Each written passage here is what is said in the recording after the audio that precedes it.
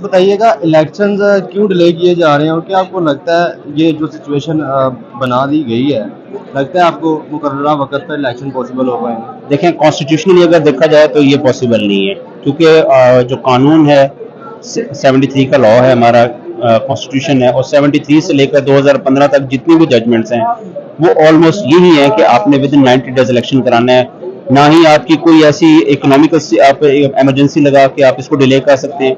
90 days کے بعد آپ کی جو کانسٹیٹیوشن ہے اس کی وائلیشن ہوگی، اور اس کے بعد جو آرٹیکل 6 ہے وہ آپ کا انفیلڈ ہو جائے گا کیونکہ آپ نے آئین کو توڑا ہے. سر بتائیے گا جیسے نگراں سیٹ اپ آیا سی پی او لاہور غلام محمود ڈوگر کو ان کے عہدے سے ہٹا دیا گیا، بتائیے کیا پرابلمز ہیں غلام محمود ڈوگر کو کے ساتھ پی ڈی ایم کو اسپیشلی کیا لگتا ہے آپ کو؟ دیکھیں ان کو تو ہر بندے سے اس سے ہے جو اس جو ہے وہ سپریمیسی آف لاء کے لیے کام کر رہا ہے، ان کو اس ہر بندے سے پرابلم ہے. اور یہ مینڈیٹ ہی نہیں ہوتا. ایک جو آپ کے انٹرم سیٹ اپ ہوتا ہے، انٹرم سیٹ اپ کا جو مقصد ہوتا ہے وہ ہوتا ہے سول اس کے پاس پاور ہوتی ہے، اس نے الیکشن کروانا ہے ود ان 90 ڈیز. ان کا یہ پوسٹنگز یہ جو دوسری چیزیں ہوتی ہیں اس سے اس کا کوئی کنسرن نہیں ہوتا. لیکن انفارچونیٹلی اس ملک میں چونکہ آئین اور قانون کو بالا طاق رکھ کے ساری چیزیں کی جاتی ہیں، اور وہ جو تعیناتیاں یا ڈسپوزلز ہیں اس لیے تو سپریم کورٹ نے ان کو بحال کر دیا کہ آپ کے پاس تو مینڈیٹ ہی نہیں ہے اور آپ نے یہ ساری چیزیں جو ہیں یہ بالا تر ہو کے قانون سے کی ہیں. تو جو چیزیں نظر آ رہی ہیں وہ یہی ہیں کہ وہ الیکشن کو ڈیلے کرنے کے چکر میں ہے. لیکن قانونی طور پہ اگر آئین آپ کا انٹیکٹ ہے اور آئین کی جو ہے وہ روح زندہ ہے تو یہ پاسبل نہیں ہے کہ الیکشن جو ہے وہ ڈیلے ہو. الیکشن اپنے ٹائم پہ ہی ہوں. سر بتا دیجیے گا معیشت کا اس وقت جو حال ہو چکا ہے کیا آپ کو لگتا ہے بہتر ہو پائے گی؟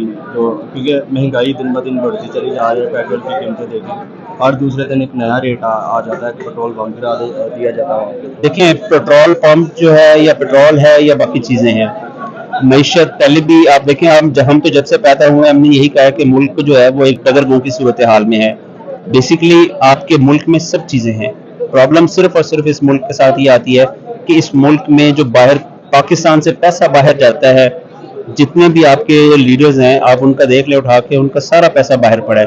ان کی یہاں پہ کیا ہے؟ آپ وہی پیسہ اگر پاکستان آ جائے تو میرا نہیں خیال کہ یہ ملک ڈیفالٹ کے یا بلکہ یہ دنیا کو دینے والی چیزیں کر سکتا ہے. اس کے پاس معدنیات ہیں، اس کے پاس اپنا زرعی سسٹم ہے، پاکستان کا لارجسٹ سسٹم ہے.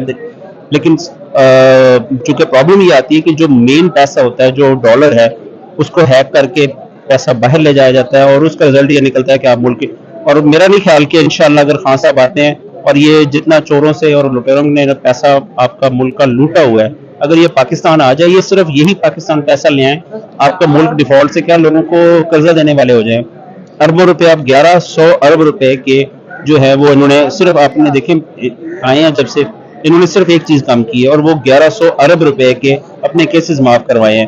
آئے تو یہ تھے مہنگائی ختم کرنے کے لیے، مہنگائی تو ڈبل سے کیا بلکہ خان صاحب کے دور میں اگر ایک چیز 100 روپے کی تھی تو وہ آج 300 روپے پہ چلی گئی ہے، تو وہ ڈبل سے کیا ٹرپل پہ چلی گئی ہے. تو وہ عوام کے لیے تو نہیں آئے، بیسیکلی تو وہ اپنے کیسز کے لیے آئے اور وہ اپنے کیسز ختم کروا کے اس کے اوپر بیٹھے ہوئے ہیں. اور ابھی تک وہ دھڑلے سے بیٹھے ہوئے ہیں کہ جی ہمیں مزید جو ہے لوٹنے کا موقع دیا جائے. بھائی آپ کا جو باہر پیسہ پڑا ہے وہ لے آئیں پاکستان، آپ کو بھیک مانگنے کی کیا ضرورت ہے؟ آپ لوگوں کے گھر جا کے آپ بھیک مانگ رہے ہیں کہ جی ہمیں پیسے دیں پیسے دیں پیسے دیں. تو آپ کے پاس جو پیسہ پڑا ہے وہ لے آئیں، ایک دفعہ لے آئیں، ملک سنبھال لیں، پھر لوٹ کے لے جانا. کون سی ایسی بات ہے پھر لوٹ کے لے جانا؟ یہ ملک ہے، آپ نے پھر ادھر رہنا ہے پھر لوٹ لینا. بتائیے گا مریم صاحبہ نے کہا کہ اسحاق ڈار صاحب کا قصور یہ ہے کہ انہوں نے قیمتیں نہیں بڑھائیں، کیا کہیں گے اس پہ؟ ابھی اگر قیمتیں نہیں بڑھی تو پھر میرا خیال سے پھر کب بڑھیں گی؟